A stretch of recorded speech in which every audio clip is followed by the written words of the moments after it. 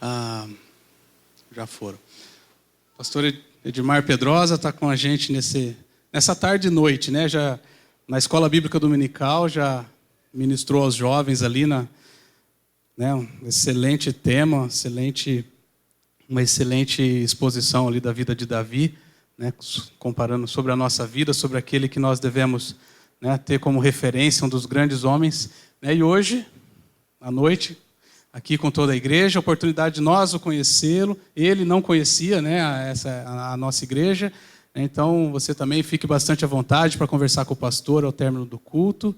Vamos orar pela vida do pastor agora, né, e darmos continuidade aqui. Senhor, nós mais uma vez te louvamos, te adoramos por essa noite, onde temos a oportunidade, o privilégio de ouvir o pastor Pedrosa aqui. Obrigado por ter conhecido esse teu servo, ó Deus, que tem ministrado, ó Deus, ao coração das suas ovelhas, tem ensinado ali na faculdade.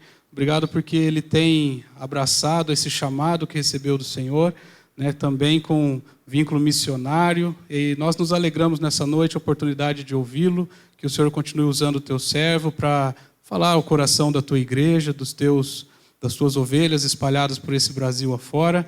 E continua conosco nessa noite, abençoando e confrontando e nos ensinando através deste seu servo. Obrigado mais uma vez pela vida do pastor Edmar Pedrosa, da sua esposa Val, de seus filhos. É assim que eu oro agradecido nessa noite, no nome santo de Jesus. Amém.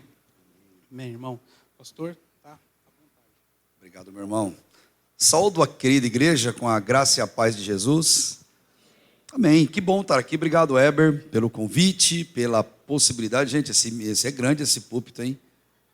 Eu vou sumir aqui, vou ter que pregar ali na frente com as crianças ali, uai. Mas tudo bem, eu dou meus pulos aqui. Eu vou ficar mais fora dele do que dentro ali. Que prazer estar com vocês hoje, poder conhecer a igreja. Uma igreja que a gente lá na associação tem orado bastante por vocês, tem acompanhado, e tem sido momentos muito abençoadores lá entre nós pastores, o que a gente tem conversado, tratado e orado aqui. E agradeço a vocês. Hoje eu me faço acompanhar com a Val, minha esposa. A Val, vocês já viram no cantinho aqui, está lá isoladinha, tadinha murchinha ali no cantinho, mas não é murchinha nada, tá? Que a Val é terrível, é um serelepe. A Val está ali, o Luquinha, meu filho mais velho, está lá no fundo. O Luquinha dá um tchau aí, aquele menininho lá, aquele garotinho, é o Luquinha. E o Vinícius, que é nosso filho na fé, dá um tchau também. O Vini veio com a gente, ele sempre nos acompanha, sempre que convidamos aí para algum lugar aí que nós estaremos. Aliás, deixa eu aproveitar, Heber, e convidar também vocês. Em novembro, eu não lembro agora o dia, eu sei que é uma quarta-feira de manhã, eu estarei aqui, dia 13. Então, dia 13 de novembro, vai ser uma quarta-feira pela manhã, num culto organizado pelo pastor Ricardo, é o nome dele, né? Pastor Ricardo, com os policiais e familiares, nós estaremos aqui de manhã para tratar de doença da alma, de tratar de depressão, ansiedade e as coisas que levam ao suicídio no aspecto preventivo, para a gente trabalhar essa questão, como cuidar de nós e como ajudar os outros que enfrentem essa problemática. Quero aproveitar e já te convidar também. Coloca na agenda, se você puder vir desse dia, convidar alguém para estar. Eu sei que é uma quarta-feira de manhã, não é tão simples para a maioria, mas se você conseguir, vem aqui para a gente ter um tempo gostoso junto e meditarmos o que Deus tem a tratar sobre esse assunto na nossa alma. Para hoje à noite, eu quero desafiar você e ser desafiado na palavra de Deus a buscarmos os perdidos. Primeiro, a não sermos um perdido. Segundo, a buscarmos os perdidos. Eu convido primeiro você a abrir esse texto lá de Lucas capítulo 15.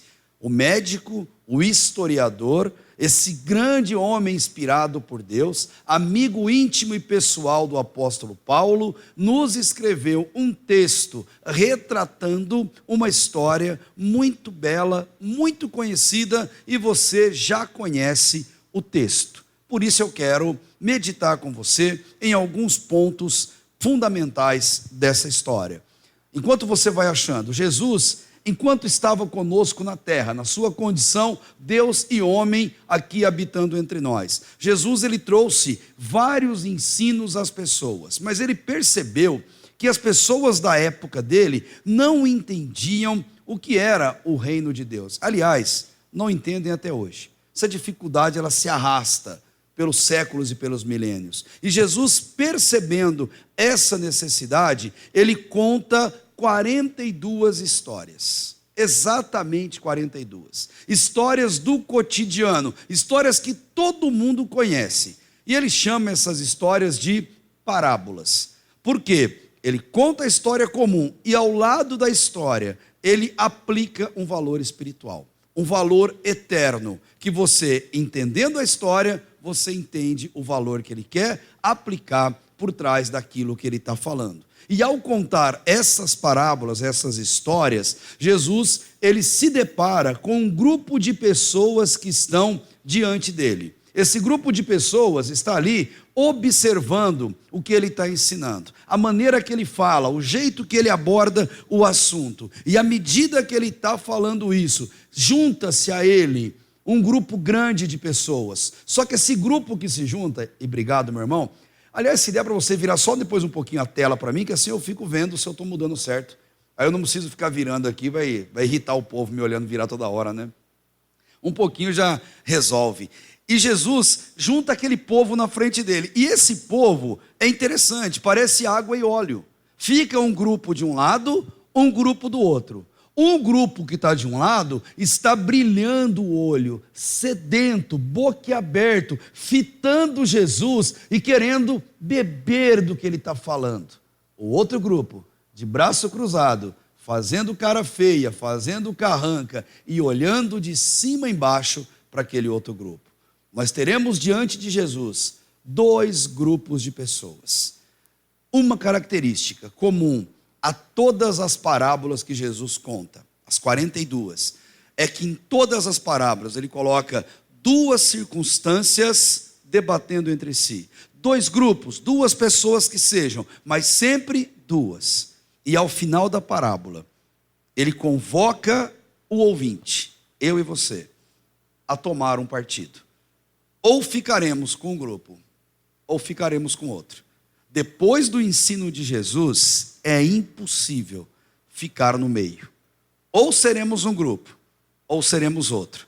Olhando para Lucas, no capítulo 15, lá no versículo 1, ele mostra quais são os grupos de pessoas que estão diante deles. No versículo 1, ele fala do primeiro grupo que se junta em volta dele. Ele fala assim: todos os publicanos, não um nem dois, todos que tinham naquela região, eles se juntaram e vieram até Jesus. Publicano era o corrupto de hoje em dia. Publicano era o político sem caráter. Publicano era o empresário sem caráter, que sonega, que trai, que não tem o menor respeito pelos outros, que tira o dinheiro que é público, não se importando se os outros estão morrendo por falta do recurso. O publicano, ele cobrava imposto, mas cobrava para mais.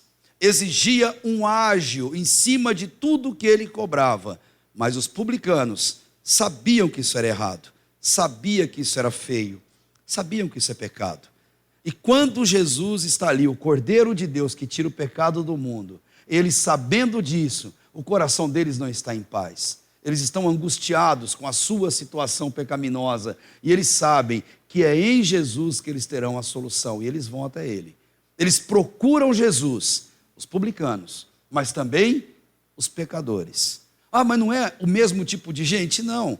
O publicano é um pecador, ele é um corrupto por natureza, mas os pecadores aqui do texto, originalmente, são aqueles que têm algum problema de ordem moral, alguma safadeza, algum mau caratismo, alguma traição, alguma coisa ligada à intimidade, à sexualidade, algum pecado de ordem moral. Pessoas vazias por dentro, que buscam na moralidade desregrada uma solução para o seu vazio. Essas pessoas são infelizes, são vazias, e quando elas sabem que Jesus, o único que enche os corações, o único que transborda, o único que faz brotar, Éber, de dentro de nós rios de água viva, ele estava ali, essas pessoas procuram por ele. Elas vão até Jesus para ter uma solução definitiva do seu problema. Esse grupo se reúne, todos os publicanos, os pecadores, aproximaram-se dele com um objetivo: ouvi-lo. É o que Paulo disse em Romanos 10:17, porque a fé vem pelo ouvir, e o ouvir pela palavra de Deus. E ali a palavra de Deus está viva, está materializado, é o próprio Jesus. Eles vêm para ouvi-lo. Por outro lado, tem um outro grupo, olha o versículo 2. Mas os fariseus e os escribas, homens religiosos, doutores na lei, os que mandavam no templo, que mandavam nas sinagogas, os que dominavam o Antigo Testamento, os fariseus que eram legalistas a extremo, que seguiam a lei, praticavam a lei, e os escribas que produziam os textos da lei. Eles também, sabendo que Jesus está lá com um bando de pecador à frente dele, publicanos e pecadores morais, eles também vão até Jesus. Só que eles não vão a Jesus para ouvi-lo. Eles vão a Jesus para criticá-lo. Eles vão a Jesus para dizer: como é que pode esse homem, que é nosso, judeu, sentar à mesa com esse povo? Como é que pode esse homem que se diz Deus ouvir essas pessoas sujas, imundas, pecadoras? Como é que pode esse homem que diz ser Deus não conhecer o coração pecaminoso dessas pessoas, dessa ralé que vem até ele para ouvir? Como que ele dá atenção para esses homens? Mas Jesus é Deus, e como Deus que é, Ele conhece o coração. Ele conhece o coração do publicano e do pecador moral, mas Ele conhece o coração também do fariseu e do escriba religioso. Ele conhece dos dois. E Ele é Deus, Ele é misericordioso, Ele é Pai. E Ele ama os dois grupos. Ele ama o orgulhoso, o religioso, o que não sabe o que é amar ao próximo. E Ele ama aquele que é pecador, que sabe que é, mas que se arrepende do seu pecado. Ele ama os dois. E o que Ele faz? Eu vou contar uma história para vocês. Para os dois grupos. Para o que está de braço cruzado e cara feia, para o que está lacrimejando de cabeça baixa, implorando pela misericórdia e pelo perdão. Vou contar uma história para vocês. Minto, uma não. Vou contar 3 para vocês. Capítulo 15, ele mostra as 3 histórias. Ele começa com a primeira delas. E ele diz: um homem, um pastor, tinha 100 ovelhas. É aquela da música da playlist básica das igrejas, né, que é obrigatório, que deixa os 99 só para te encontrar e blá, blá, blá, blá, blá, blá, blá. É aquela da música lá. Ele tem 100 ovelhas. Uma delas se perde. Uma. O que ele faz? Ele guarda as 99 e sai à procura da uma que sumiu. Quando ele a encontra suja, sofrida e berrando no cantinho, ela não tem força para andar, ele coloca no ombro e traz de volta e coloca no aprisco junto com as 99. E quando ele faz isso, há uma grande festa, porque aquela ovelhinha perdida foi achada. Ela não virou comida de lobo, de urso ou de leão. Que alegria! Ele conta essa história. Ele conta uma outra. Uma mulher muito pobre, recebe 10 moedas, 10 dracmas, moedas de um alto valor.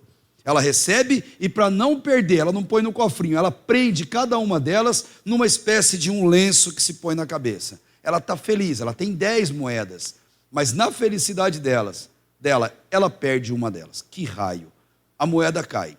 E para piorar, a casa dela é pequena, escura, sem janelas visíveis, o chão é de terra, com um piso meio de pedra misturado. Como que ela vai achar essa moeda no meio da escuridão? Mas a moeda é importante para ela. E o que ela faz quando ele tem uma moeda importante? Ela procura. Ela acende a lamparina, ela deita no chão, ela rola para um lado, ela rola para o outro, levanta os poucos móveis que tem, pega uma vassoura e varre como se estivesse garimpando ouro. E de repente ela encontra a moeda. Pega a moeda. E que felicidade! Felicidade que é felicidade não se curte sozinho. Ela chama as amigas, reúne as amigas e faz uma linda festa comemorando, porque a dracma foi encontrada. Jesus termina com a terceira história, que é essa que eu quero conversar com você. Não mais 100, não mais 10, agora 2, ou 1 para 1. É essa conversa que ele vai ter. Jesus, ele busca o perdido dentro da igreja, o aprisco das ovelhas. Você é tão importante para Jesus. Não falo isso como mensagem motivacional, porque não é a minha linha, muito pelo contrário. Não falo, mas falo isso pelo que a palavra de Deus me autoriza a dizer. Você é tão importante para Deus, que se você deixar esse rebanho, Ele vai atrás de você. E a palavra de Deus diz, buscai ao Senhor enquanto se pode achar. Não foi a leitura que o irmão fez hoje? Ele vai até você, porque você é importante para Ele. Ah não, mas eu estou com desgosto, eu não gostei disso, não gostei daquilo. De alguma forma, nós somos humanos, gente. É normal no coração humano esse tipo de sentimento. É normal e é natural. Nós não somos robôs, não somos super-heróis, não somos bonequinhos, marionetes. Nós somos o que eu costumo dizer, nós somos um pacote de emoções e sentimentos, é o que somos. Mas Deus, Ele ama tanto você, que Ele vai, e Ele traz, Deus, mas eu não consigo voltar, eu tenho vergonha. Ele pega você no ombro e traz você. Porque você é importante para esse aprisco, onde Deus te quer. 100 por 1. Mas se for num grupo pequeno, 10 por 1 numa família, numa reunião de célula, num pequeno grupo que seja, se um se perder, esse um é importante para Deus.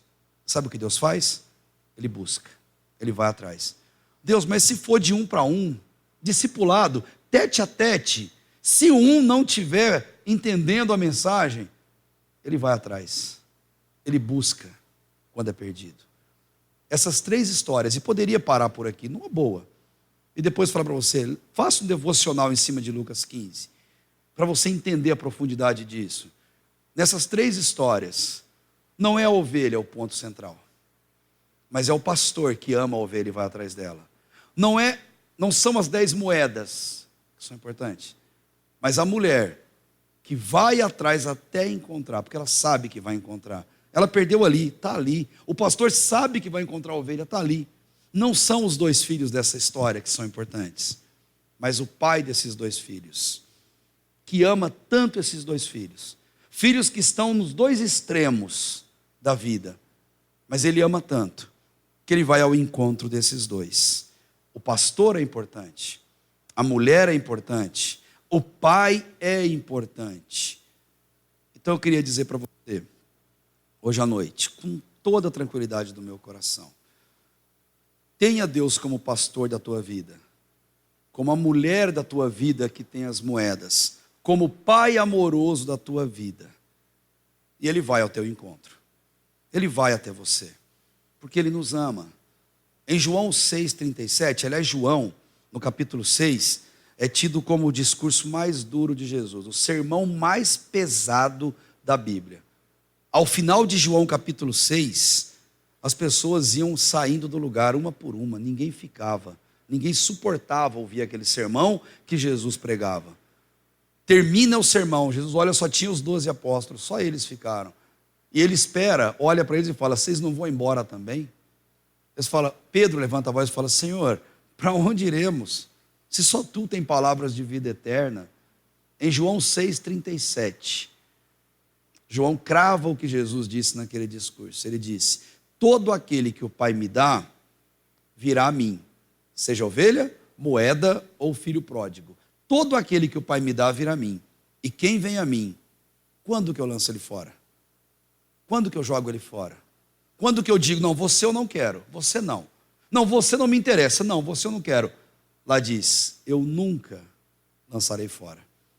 Deus nunca lança para fora do reino dele quem busca a vontade dele, quem se arrepende com o coração sincero.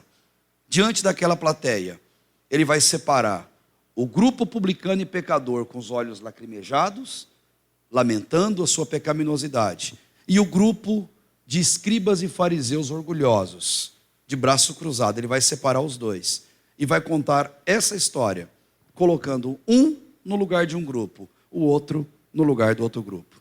É essa história que Jesus conta e que Lucas reporta para a gente aqui no capítulo 15, que eu quero compartilhar com você. Ele vai falar basicamente, se você ainda não foi encontrado, é o tema que a gente vai abordar aqui hoje à noite. Se você ainda não foi encontrado, você pode ser o filho mais novo, acho que vai aparecer daqui a pouco aí, acho que não está mudando não, meu irmão, acho que está de rosca ele aqui. Mas se você puder, eu faço assim, ó, eu aponto para você, você muda. Tá vendo? Então, a hora que eu puff, você sabe que tem que mudar, tá bom? Essa tela próxima, pode abrir ela toda para mim, se você puder, por favor. Obrigado, meu irmão. Se você ainda não foi encontrado, você pode ser o filho mais novo, você pode ser o filho mais velho. Você pode ser o publicano e pecador, filho mais novo, ou o fariseu e escriba, o filho mais velho. Não importa, se você ainda não foi encontrado. Mas se você foi encontrado, você precisa entender o papel do pai amoroso e o papel desse filho mais novo representado em toda essa história. Vamos começar pelo filho mais novo. Do versículo 12 ao versículo 24, ele vai dedicar o espaço, um texto longo, para falar desse filho mais novo. E como todo filho mais novo, todo filho em idade muito jovem, ele está no vigor da vida. Ele está sobrando na vida. Saúde, alegria, energia e desafios. O menino está voando. Agora deu certo? Eita, irmão, obrigado. Viu? Então é isso aqui, ó. Se você já foi, vamos deixar aqui no filho mais novo, então, primeiro. Do versículo 12 ao 24, você vai ver esse garoto. Não pense você, ai pastor, não é para mim essa história. Eu já passei da idade, eu estou de cabecinha branca, eu estou meio carequinha, eu já estou de bengala. Ó, pastor, na boa, não é para mim esse texto. Não, não é, isso aqui é para conversar com o adolescente jovem lá na EBD. Não, não é para mim, é para você. Esse texto é para todo cristão que reconhece esse pecador, que sabe que peca, que sabe que depende da graça de Deus. Esse filho mais novo está no auge da vida, está podendo tudo, alegria, vigor, sentimento, conquista, novidade, sentimento de eternidade. Eu comentava com a garotada um dia desses, aliás, hoje pela manhã, que o que caracteriza bem essa geração de adolescentes e jovens é acharem que eles são eternos, por isso eles fazem loucuras, que você olha e fala, cara, que maluco fazer isso. Eles fazem, eles pulam de bungee jump, eles querem fazer paraquedismo, eles querem andar de parapente, eles querem fazer tudo que é maluco, eles querem ir num parque aquático, no pior brinquedo que tem, eles querem fazer aquilo que chama a atenção da alegria deles, porque eles estão no auge da vida. Eles querem subir numa moto sem habilitação e não quer andar na moto a 60 por hora. Ele quer andar a 300 por hora. Ele não quer andar de capacete, ele quer andar sem empinar a moto em uma roda só e fazer manobras mirabolantes com essa moto, porque eles são jovens, na cabeça deles, eles não morrem nunca. Eles são atores de videogame, gente. Eles têm vidinhas e as vidinhas vão se recarregando, uma atrás da outra. Mas não é verdade, não é assim, mas eles não conseguem entender. E justamente nessa idade, eles vão atrás de aventura. Eles vão atrás do que é novo. Acompanha comigo o versículo 12 e o versículo 14. A principal busca deles é atrás de novidade. Olha o que vai dizer o 12. O mais moço disse ao pai, pai, dá-me a parte do bem que me cabe por herança. Então o pai repartiu seus bens entre eles, entre ele e o outro filho, que não aparece aqui na história ainda. Poucos dias depois, o filho mais moço, juntando todas as suas coisas, partiu para um país distante e lá desperdiçou os seus bens, vivendo de modo irresponsável. O jovem não queria ter a vida do pai. Ele não queria ser igual ao pai dele, ter a mesma profissão. Olha que o pai era rico e era fazendeiro, mas ele não quer ser igual ao pai. Ele quer se aventurar, ele quer curtir a vida, ele quer conhecer tudo de bom que a vida oferece. Ele não quer igreja, ele não quer escola dominical, ele não quer culto, não quer reunião de oração durante a semana, ele não quer viagem missionária, ele não quer isso que todo mundo faz. Ele quer ser livre. Ele quer fazer as coisas do jeito dele. É esse filho que vai fazer isso. Mesmo sendo criado dentro da igreja, ele tem esse interesse. Ele olha o mundo em sua volta e ele inveja o mundo à volta dele. A hora que ele olha o mundo em volta dele, ele fala, é isso que eu quero para a minha vida. O que esse menino faz? O que diz agora no texto que eu li com vocês? Ele diz, pai, eu exijo a minha parte na herança. O que é meu, eu quero e quero agora. Só tem um problema. Ele não podia fazer isso. Ele não podia exigir isso. Porque herança sempre foi transmitido quando a pessoa morre. Aliás, os sábios diziam, a definição verdadeira de herança é aquilo que os mortos deixam para que os vivos se matem. E é exatamente essa definição de herança. Herança é o que os mortos deixam para que os vivos se matem em torno dela. Para ele receber herança, o pai tinha que morrer.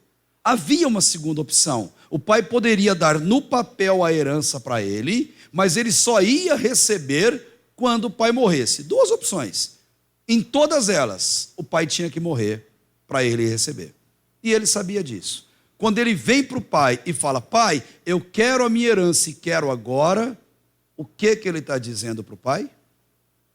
Pai, eu quero que você morra. Pai, eu não quero mais ser teu filho. Chega, para mim, deu. Pensar nisso humanamente parece impossível. Mas espiritualmente, quantos de nós quer que Deus, nosso Pai, morra da nossa vida? Quantos de nós fala, Deus, eu quero usufruir a minha vida, Deus me esquece. Deus, fica no seu mundinho aí que eu fico no meu aqui. Essa geração, gente, tem vivido dessa forma. Como se Deus não existisse, como se Deus tivesse morrido, como disse o filósofo Nietzsche. Está aí até filme Deus Não Está Morto, para mostrar o quanto Deus é verdadeiro, o quanto nosso Deus está ativo, o quanto nosso Deus é eterno, e é o mesmo ontem, hoje, será para sempre. Mas esse filho disse, pai, eu quero que você morra. Se você conhecer alguém hoje que fala isso para um pai, você odiaria essa pessoa.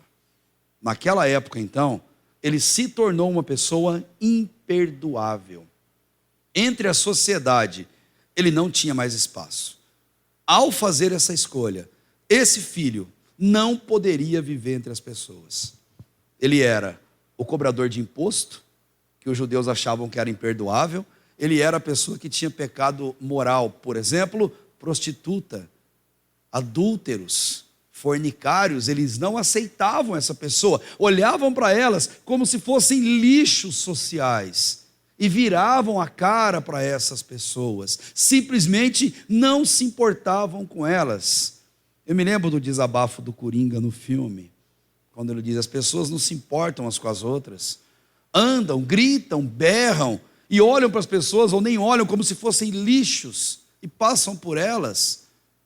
Aí ele até conclui a fala dele, antes de fazer uma tragédia, se você não viu o filme vai acabar vendo, mas ele diz assim, o que acontece quando você junta uma sociedade doente, um louco, que ninguém cuida e trata como lixo? O que acontece? Essas pessoas eram jogadas para escanteio. Não serviam para nada, não valiam nada. Primeiro, porque ele exigiu do pai. E segundo, ele vai para um lugar distante, muito longe. Ele acha que lá longe, em outro país, ninguém vai pegá-lo, linchá-lo, matá-lo. Ninguém vai, de fato. Mas ele, mais importante, ele acha que lá longe, ninguém vai saber o que ele está fazendo, com quem ele está fazendo e quando ele está fazendo. Lá longe, ele pode fazer o que ele quiser. Estatísticas dizem, é só nossos filhos entrarem na universidade pública e irem morar numa república, em média 70% deles abandonam a fé. E não é só abandonar a igreja, não. Abandonam a fé, se tornam ateus, críticos da fé. O Unicamp está aqui, para quem quer exemplo do nosso lado, aqui pertinho. E eu tenho visto isso acontecer com jovens de igreja, eu estudo lá. E as pessoas abandonando literalmente a fé, porque encontraram um mundo novo, longe da presença de Deus. O jovem, o grande sonho de um jovem adolescente, quero morar fora, eu quero ter meu apartamento, minha kitnet, ou então quero morar no máximo com 1, 2, 3 amigos. Eu quero ficar longe porque meus pais são empecilho para a minha liberdade. Às vezes nós queremos morar longe de Deus, porque Deus é empecilho para a nossa liberdade. Deus está ali vendo todo momento, todos os nossos atos. Sei que os seus olhos, sempre atentos, permanecem em mim, e os seus ouvidos estão sensíveis a ouvir o meu clamor. A gente sabe disso. E tem gente que tenta fugir disso. Não dá para fugir disso. Não dá para fugir da presença de Deus. Davi, no Salmo 139, ele reconhece de uma forma linda isso. Para onde, Deus, eu me ausentarei da tua presença? Para onde? Para onde eu vou, Deus, que o Senhor não estará lá? Para onde? Ele dá um monte de exemplo e ele reconhece: nenhum lugar. E ele diz: essas coisas são grandiosas demais para mim. Eu não consigo compreendê-las, de tamanha beleza e profundidade que elas têm. O filho quis ficar longe, e pior, longe, ele desperdiçou tudo. É o que o versículo 14 diz. Ele perdeu o controle. Sem Deus nós não temos controle nenhum. Tem gente que acha que tem controle da sua vida, que você vai viver 80 anos, 90 anos, que você vai ter tanto tempo para desfrutar, que você vai ter uma longa aplicação em Bitcoin, vai comprar uma casa em condomínio fechado. Fiquei sabendo que em Mogi Guaçu tem um condomínio top aqui, porque tem um policial que trabalha comigo, ele sonha em comprar uma casa nesse condomínio, nem sei o nome, mas é que tem uma lagoa no meio. Ele fala para mim, o tempo todo ele fala disso. Você sonha em ter isso, ter aquilo, fazer acontece. Deixa eu falar uma coisa para você. 9 meses à frente de uma igreja, envolta numa fatalidade, me ensinou mais uma vez uma coisa que a gente não quer aprender. Nós não somos donos do próximo segundo da nossa vida. Nada garante que eu vou me despedir de vocês hoje e que eu vou dormir na minha cama hoje à noite. Nada garante. Não falo isso como clichê, gente, porque sei exatamente da brevidade da vida, que a vida é como a neblina. A vida é uma sombra que passa aqui rápido. O filho foi e desperdiçou tudo. Simplesmente ele achou que poderia viver de maneira desregrada, longe de Deus, e que ali nada aconteceria. Ele poderia fazer e acontecer. Ele achou que seria assim.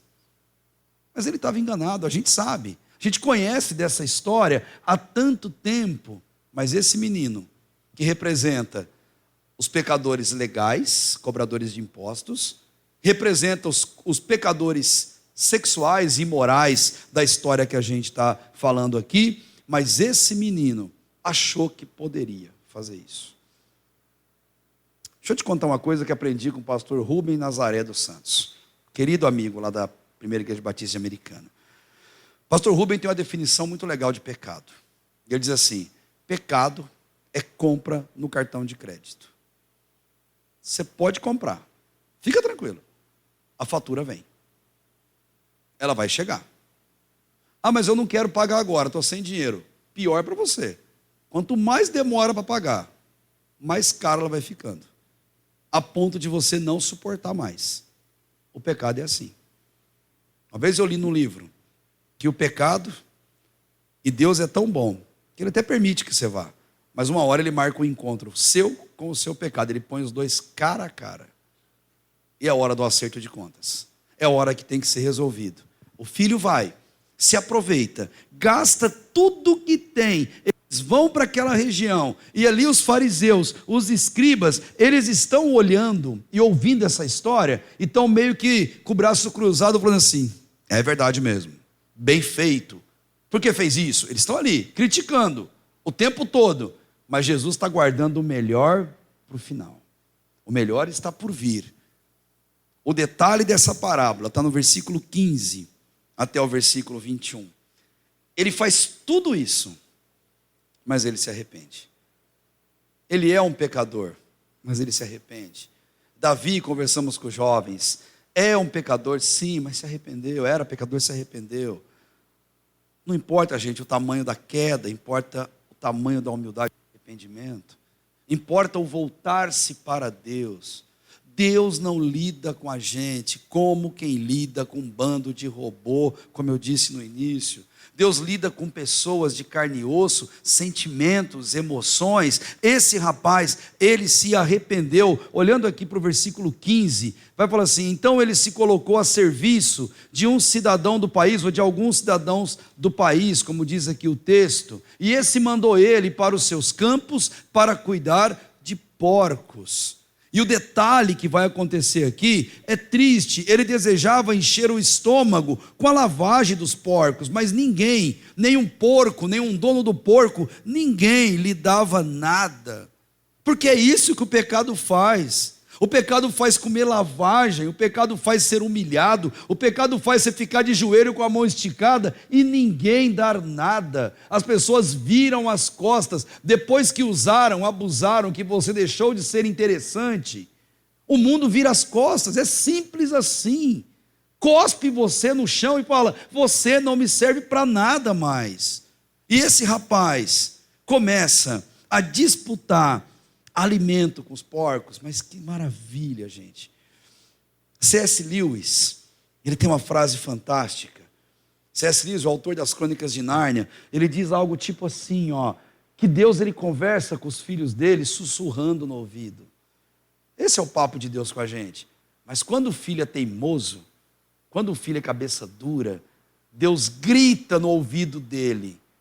E C.S. Lewis diz, o sofrimento é o megafone de Deus chamando o homem surdo, gritando ao homem surdo, volta, aqui é o teu lugar, fica aonde eu te coloquei, ame a Deus onde Deus te deixou para ficar, não vá atrás de novidade como ele está mostrando para esse filho pródigo. Filho, não é para você ser humilhado, não é para você, mas já que ele foi, Deus traz ele de volta. O que é arrependimento? Arrependimento é o metanoia, mudança de pensamento. Eu estou indo numa direção, eu paro e vou em outra. O rapaz, em meio à vergonha, em meio ao sofrimento, ele cai em si. E o versículo 17 mostra que ele caiu em si e disse, quantos empregados meu pai tem em casa com fartura de comida, e eu, que sou filho dele, eu estou aqui passando necessidade, eu estou aqui passando vergonha.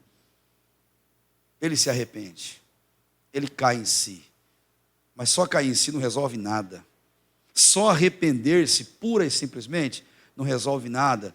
Tem que dar o próximo passo. Um passo só para Cristo. Uma atitude. E ele toma a atitude. 2 atos de coragem. O primeiro, para reconhecer que é pecador. E o segundo, para dar o primeiro passo. E ele faz isso. Versículo 18. Vai mostrar que ele, vou me levantar, irei até meu pai e direi, pai, pequei contra o céu e contra ti, e não sou mais digno de ser chamado teu filho. Trata-me não como filho, mas como um dos empregados. Ele pensa, ele cai a ficha. E o 20, e levantando-se, foi para o seu pai. Ele diz, eu não quero mais. Eu preciso de uma transformação. Ele faz uma confissão sincera, verdadeira. E é isso que importa no reino de Deus, gente. Não importa se somos presbiterianos com igreja antiga ou nova, se somos batistas de PIB, de Central, de Boas Novas, que eu sei que tem aqui na cidade, conheci o pastor Ricardo, não importa se a gente é Assembleia de Deus, Ministério Belém, Ministério Madureira, não importa se somos isso, aquilo outro, importa sermos cidadão do reino de Deus e termos uma confissão sincera, humilde, franca e verdadeira diante de Deus. O filho mais novo representa os pecadores. Os que sabem que são pecadores. Os que sentam no banco de igreja e dizem assim, eu não aguento mais o pecado. Eu não aguento. Eu não quero mais chegar em casa, pegar meu celular e ficar navegando em porcaria. Eu não quero. Eu não quero mais ficar com conversa besta, que só mexe com erotização e afunda. Eu não quero. Eu não quero mais ter que sonegar para ter vantagem, eu não quero mais ter que mentir para ter vantagem, eu não quero mais usar pessoas como degraus de escada, não quero. Deus, eu sei que isso não agrada ao teu coração, não quero. Então eu sou publicano, então eu sou pecador, então eu sou o filho pródigo, independe da minha idade, nós somos pecadores, e o chamado de Jesus é para que a gente reconheça isso. Essa parábola, essa história, ele está batendo nos escribas e fariseus. E ele vai completar essa história falando do filho mais velho. Versículo 25 até o versículo 32. Ele fala do filho mais velho. Um homem que nunca saiu de perto do pai, nunca. Ele viu o filho mais novo conversando com o pai, dizendo literalmente, pai, quero que você morra, e ele não faz nada. Ele vê o pai separando a herança e dando para o filho, e ele não fala nada, até porque a maior parte da herança fica com ele, é o filho mais velho. Ele vê tudo acontecer e ele está no lucro. O que ele pensa? Vá com Deus. Tipo assim, vá em paz e não volte mais. Suma, vá para o raio que o parta. É o sentimento desse filho mais velho. Ele não quer nem saber do irmão. Ele não se importava. Possivelmente esse filho, se fosse hoje aquele cara que vai na igreja, que canta, que toca, que prega, que dá aula, que não perde uma atividade, que está na barra da saia do pai e da mãe, basicamente seria esse. E ele está tão envolvido, que no coração dele ele sente assim: eu não sou pecador, eu não erro, eu não peco, eu estou bem demais. Pelo jeito é o sentimento dele. Mentira, cara, você é pecador. Você peca pensando, fazendo, deixando de fazer. Você é pecador e pronto, acabou. Mas ele não consegue entender isso. E ele viveu muito tempo com o pai triste, carrancudo, chorando, não dormindo à noite, porque o filho dele tinha ido embora. E esse pai não descansa, e ele sabia que o pai sofria. Ele via o pai sofrer. Num belo dia, ele ouve o barulho de uma festa. O pai dele dando festa. Na cabeça dele, eu duvido que ele não entendeu. Ah, o filho voltou. Meu pai está tão triste, agora está fazendo festa, só pode ser isso. Só pode ser porque meu irmão voltou. Mas ele fica bravo. Ele pergunta para um outro funcionário, se você olhar aí no texto, vai dizer assim, ó, o filho mais velho, 25, ele estava no campo e quando ele voltava, ao aproximar-se da casa, ouviu a música e as danças e chamando um dos servos, perguntou-lhe o que era aquilo. E esse respondeu: seu irmão voltou, seu pai matou o melhor bezerro, pois recebeu são e salvo. Esse irmão fica indignado. A reação dele é de indignação. Ele diz: não vou entrar no mesmo ambiente que esse meu irmão. Minto, nem é meu irmão. Esse teu filho, pois é assim que ele vai falar para o pai. Ele nem quer entrar no ambiente. Ele não quer ter esse momento de alegria com o irmão, porque ele não se acha pecador. E pior, ele é tão invejoso, que o versículo 29 e o 30 mostra que ele inventa uma história. Ele deduz uma história. Igual os amigos de Jó. Jó está sofrendo? É pecado. Perdeu tudo? É pecado.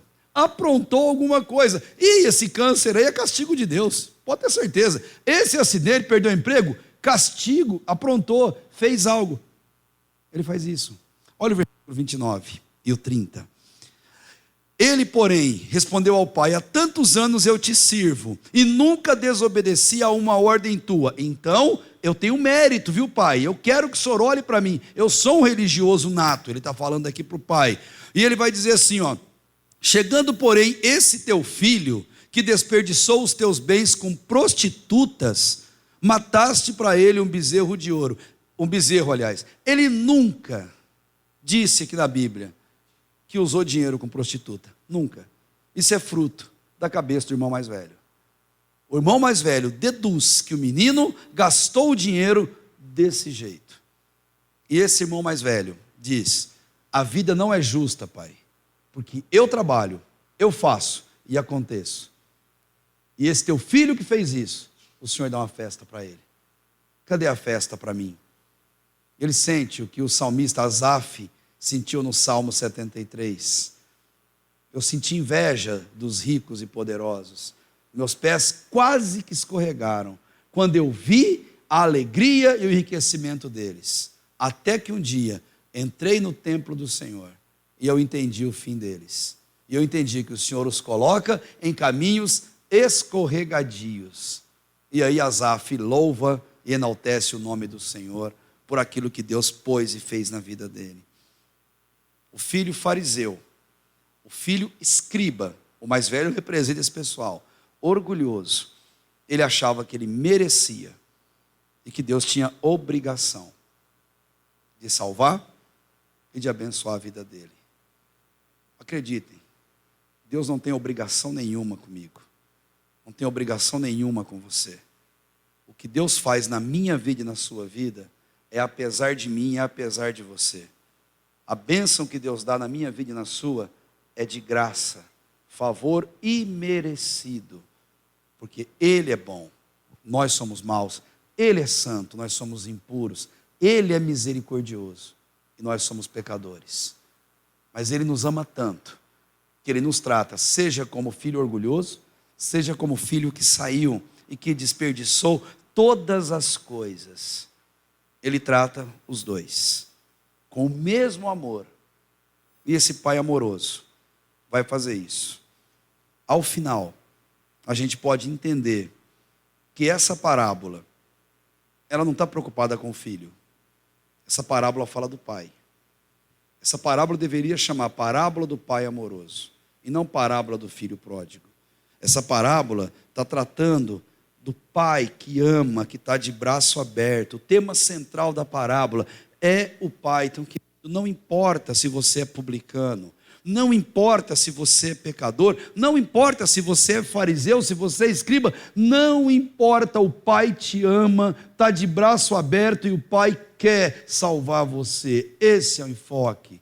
E salvando você, Ele quer salvar sua família, salvar seus amigos, Ele quer sim ver igrejas. Não é questão de número, para Deus é qualidade sim, mas Deus Ele quer trazer almas para reconhecerem pecadoras que são e voltar os olhos para Ele. Nessa noite, independente do tempo de fé que a gente tenha, independente de estar aqui em cima ou estar aí sentado, nós somos pecadores, nós carecemos da graça de Deus, nós precisamos da boa mão do Senhor a guiar os nossos passos. E esse pai, ele vai ter duas atitudes lindas. A primeira delas é quanto ao filho, que ele compara aos publicanos e pecadores. Ele deixa o menino livre, ele não obriga o menino a ficar. Ele poderia dizer: filho, que absurdo, seu pai está vivo, não posso dar herança. Ele fala: você quer herança, filho? Tó, é seu. Ele deixa o filho livre. Mas ele é maravilhoso, gente. Deus te deixa livre, mas ele fica na janela te esperando voltar. Deus é maravilhoso demais. Ele fala para o filho: vai. Ele sabia que o filho ia em lágrimas, porque ele é pai, triste, porque ele é pai. O filho vai embora.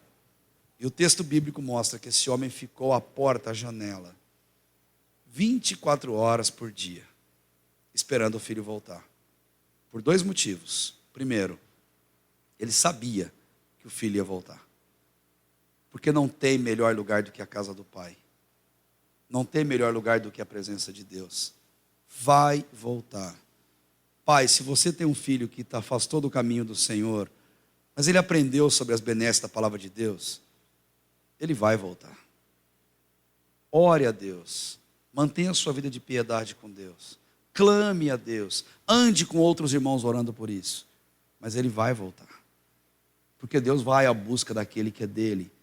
Precisa de uma atitude. Essa atitude, a palavra vai mostrar. O pai esperou esse filho, primeiro, porque sabia que ele ia voltar. Segundo, porque se o filho voltasse, a cidade mataria esse rapaz pelo ato que ele teve. A atitude que ele fez foi muito nojenta. Mas o versículo 20 mostra que, levantando-se, ele foi para o seu pai, e estando ainda longe. Isso mostra que o pai aguardava, o pai o viu. Encheu-se de compaixão, aquele trapo imundo que vinha lá longe. O pai sabia: é meu filho amado, porque quando estamos no pecado, nós vestimos trapos imundos, fazemos boas obras, bela porcaria, nossas boas obras são trapos de imundícia, não dá salvação, não dá mérito, não dá moral para ninguém. O pai olha, está vendo aquele filho imundo, porque o pecado faz isso com a gente. E o pai vai correndo, abraça o menino, beija o menino, não importa o cheiro que ele está. O pai saiu, encheu de compaixão, saiu correndo, lançou-se ao pescoço do filho e o beijou. Não importa se ele está cheirando a porco, o pai o beija. Não importa o seu pecado, não importa se você está enlameado com as fezes imundas de porcos, o pai te encontra, te abraça e te beija. O pai diz: você é importante para mim. Você é a ovelha perdida, a moeda perdida, você é o filho perdido. Eu te amo, vem cá. Só que teve que acontecer uma coisa, não sei se você percebeu. O filho caiu em si, e ele também se levantou e foi. Deus está de braços abertos, mas Ele espera uma atitude nossa, um passo nosso na direção dEle. E esse passo se chama arrependimento. E o filho disse, versículo 21, Pai, pequei contra o céu e contra ti, já não sou digno de ser chamado teu filho. O pai não deixa nem ele terminar a frase. O pai ama esse filho, e o pai já diz para os servos, versículo 22, trazei depressa a melhor roupa, porque quando você se arrepende, é na hora, é depressa, Deus arranca o trapo de imundícia, e veste a gente com roupas brancas lavadas no sangue do Cordeiro. Ele põe você com roupas brancas, limpas, porque a partir de agora, Ele se vê em nós. E Ele é puro, e Ele é santo. E Ele faz isso nesse filho, e fala para ele assim, ó, põe um anel no dedo dele, para mostrar que ele é importante, e põe sandálias nos pés, para dizer para ele que ele é livre, inclusive, para ir embora de novo se ele quiser. Ele não é obrigado a estar aqui. Deus não te obriga a ir para o céu. Você pode escolher o inferno, não tem problema nenhum. Mas Ele fala, fica comigo, aqui é o lugar da felicidade, fica comigo e eu te conduzo para a glória. Deus coloca a sandália, coloca o anel e coloca roupas. Que história linda que Deus conta. E Ele fala, versículo 24, porque esse meu filho estava morto e reviveu, havia se perdido e foi achado. E lógico, começaram a se alegrar, festejaram, porque há festa no céu, não quando alguém desce as águas do batismo, mas há festa no céu, quando um pecador se arrepende dos seus pecados. Muito mais do que pessoas a ocupar essas cadeiras, Heber, que haja muitas almas de Mogi Guaçu salvas pelo sangue de Jesus, que você seja o mensageiro de Deus, porque tem muito filho pródigo aqui em Mogi Guaçu, que abandonou a vida com Deus, para viver em busca do prazer. Tem muitos que já estão dividindo comida com porcos, tem outros que estão a caminho disso acontecer. Seja você a mostrar a luz para essa pessoa, cair em si, e voltar arrependido aos caminhos de Deus. E por fim, o filho mais velho. Quanto ao filho mais novo, que representava os publicanos e pecadores, ele diz, você estava morto e reviveu. E quando o pai percebe o filho mais velho chegando, e nem entrando em casa, ficando do lado de fora, bravo, orgulhoso, o pai poderia simplesmente desprezar. Ele não faz isso. Ele deixa a festa acontecendo, vai até o filho, abre a porta e fala, filho, por que você não entra, filho? Eu não entro, pai, porque não é justo o que o senhor está fazendo. Deus, o senhor não está certo de fazer isso. Eu te sirvo há tantos anos, e agora o senhor trata desse jeito esse pecador, essa pessoa tão odiada. Não é justo. E o pai, com muito amor, ele não condena o filho. Ele vira para o filho, filho, tudo que é meu é seu. Você sempre esteve comigo. Filho, é justo que o seu irmão fosse festejado. Porque o seu irmão, filho, estava perdido e foi achado. Estava morto e reviveu. A Bíblia é tão linda que ela não conta o resto da história. Você não sabe o resto da história. Você não sabe se o filho entrou ou não na festa.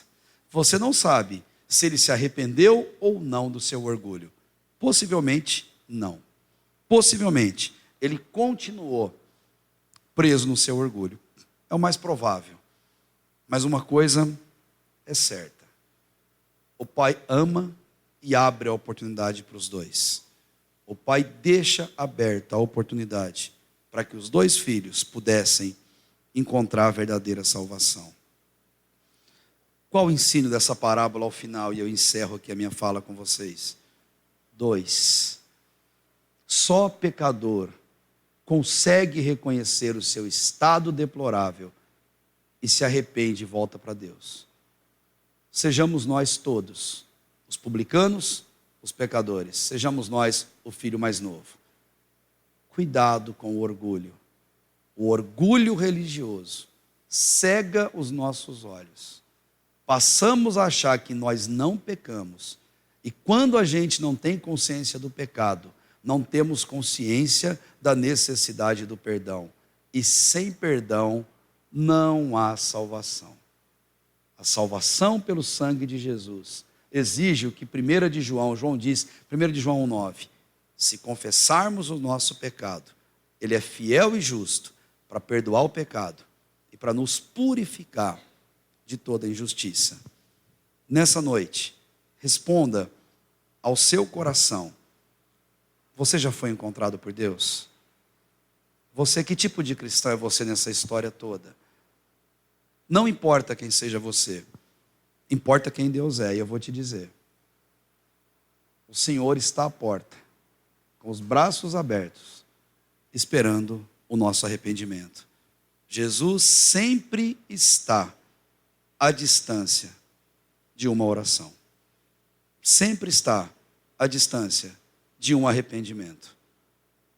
Que Ele te abençoe e que Ele te dê a condição de ser esse filho e, acima de tudo, ser o farol a iluminar os perdidos a buscarem a presença de Deus. Amém, gente? Se você concorda com isso, eu te convido a fechar seus olhos e a orar a Deus nesse momento. Aí onde você está, feche seus olhos físicos e mantenha abertos seus olhos espirituais. Olhe para Jesus, autor e consumador da nossa fé. Eu quero dedicar esse tempo agora de oração ao final desse desafio que Deus fez aos nossos corações. Eu quero convidar você a fazer autoanálise da sua vida. Quem é você nessa história? Você é pecador e reconhece que é pecador. Você cai em si e vai voltar a clamar o perdão de Deus. Você é o filho mais novo? Ou o orgulho tem te cegado, tem te feito tomar atitudes que tem ferido as pessoas em sua volta? Seja um, seja outro. Eu quero te convidar a ter coragem de pedir perdão a Deus nesse momento. Não para mim, não para quem está aqui, mas só você e Deus. Eu quero desafiar você a falar com Deus agora e abrir teu coração. Se você tem andado longe da vontade de Deus, seja pelo motivo que for, se alguma coisa te entristece, te magoa, entrega isso para Deus agora. Coloca isso aos pés da cruz de Cristo, com sinceridade, pois Deus promete ouvir a nossa oração e vir ao nosso socorro. Se alguém você precisa perdoar, porque talvez te fez algo, está distante dos caminhos de Deus e você tem ficado com raiva dessa situação provocada, por que não agir agora como filho mais novo, cair em si e dizer a Deus: Deus, eu perdoo essa pessoa que me fez isso ou aquilo outro. Abra teu coração com sinceridade diante de Deus e sinta o abraço carinhoso de um pai que te ama. Sinta o beijo gostoso e sincero em sua face. Sinta a mão de Deus a te conduzir para a festa celestial preparada para você.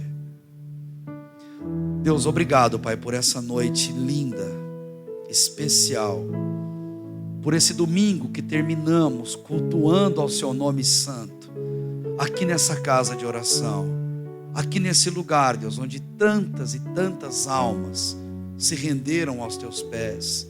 Aqui, ó Deus, onde essas pessoas amam ao Seu nome, Pai, e se sentem protegidas no aprisco do Senhor.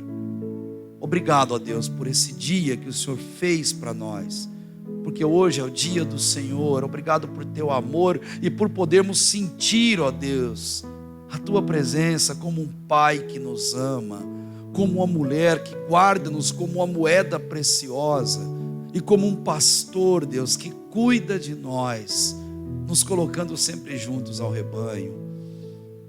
Obrigado por unir as nossas vidas, por essa oportunidade única e especial no Teu reino. Por cada um, Deus, que o Teu Espírito Santo convenceu e trouxe para esse culto. Obrigado, ó Deus, pela palavra do Senhor viva e eficaz. Palavra que fala aos nossos corações, com a mesma simplicidade com que falava na época em que Jesus a proferia às pessoas em sua volta. Que essa palavra, Deus, encontre lugar em nossos corações, que juntamente com os louvores que entoamos, nosso coração saia alimentado, feliz, completo nessa noite e preparado, Deus, para as batalhas que o amanhã coloca diante de nós. Abençoa, Deus, os jovens, os adolescentes. Abençoa, Deus, os adultos, a liderança desta igreja. Abençoa esses irmãos e irmãs do louvor, ó Deus, que com tanto amor fazem o melhor para a Tua obra. Abençoa, Deus, cada um em seu ministério diante desta igreja. Guarda-nos, ó Deus, de todo mal. Trata-nos, ó Deus, como filhos arrependidos. Se alguém aqui orou, Deus, por perdão, eu sei, Deus, que há perdão no céu.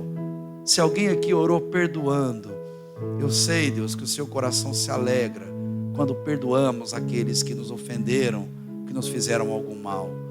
Que essa noite, Deus, termine enchendo o nosso coração com a alegria que vem do céu.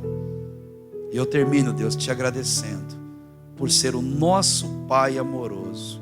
Obrigado, Deus, por nos amar tanto, apesar de nós. Continua, Deus, a guardar nossas vidas, a cuidar de nós. É o nosso desejo sincero. Em nome de Jesus. Amém. Amém. Convido você, coloque-se de pé. Vamos encerrar esse tempo de culto com Deus. Ao final, nossa equipe de louvor vai conduzir esse momento especial. Mas antes de encerrar, de pé, convido você, estenda suas mãos à frente, feche teus olhos, e que o grande amor de nosso Deus e Pai, que a graça sempre salvadora e santificadora de Jesus Cristo, seu Filho amado, e que a comunhão com todas as consolações do Espírito Santo sejam sobre a vida desta igreja, destas famílias, hoje, amanhã e para todos sempre, em nome de Jesus. E a igreja diz amém. Que Deus te abençoe, que Deus te guarde. Obrigado pelo privilégio de estar aqui. Agora a equipe de louvor vai nos conduzir nesse tempo. Dê um abraço de pai amoroso no seu irmão. Deseje-lhe uma boa semana. Dê um abraço muito gostoso, no máximo que você puder. E eu estarei à porta para abraçar você e para me despedir nessa noite tão especial. Deus te abençoe e te guarde.